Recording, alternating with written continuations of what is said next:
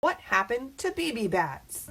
Story of BB Bats begins in Johnson City, New York in 1914 with the Ideal Caramel Company. By 1920, the company had switched ownership, and 3 years later, they started to refer to themselves as Fair Play Caramels. The company experienced such explosive growth in the early 20s that by 1924 they had to build a new factory capable of producing 60,000 pounds of candy per day.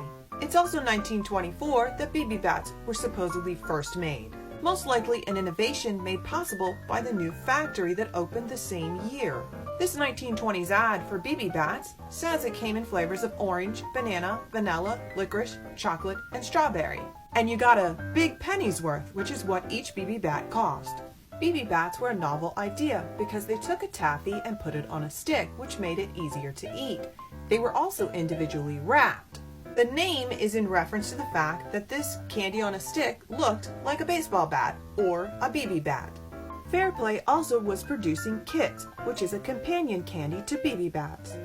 Fair Play employed a team of salesmen throughout the country, and by the 1940s, an entire generation of kids had grown up having BB Bats as a staple of childhood. The peak of popularity for BB Bats and Kits was post-World War II with the baby boomers. At its peak, Fair Play Caramels was operating a 54,000 square foot factory and running 2 shifts. The demand for BB Bats waned as Generation X came of age. The generational defining candies for Gen X moved away from taffies and caramels.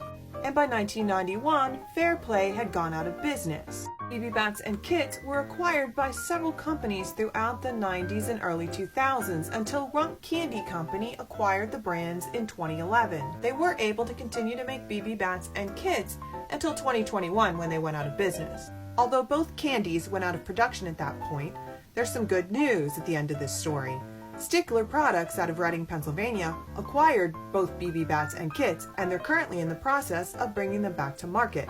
They tell me it's going to be really soon. They also acquired the rights to Slapsticks, and they're bringing those back to market early next year. Until then, if you're looking for a taffy fix, I recommend you try another boomer favorite, Bonomo's Turkish Taffy. It's pretty similar to BB Bats, it just doesn't have a stick.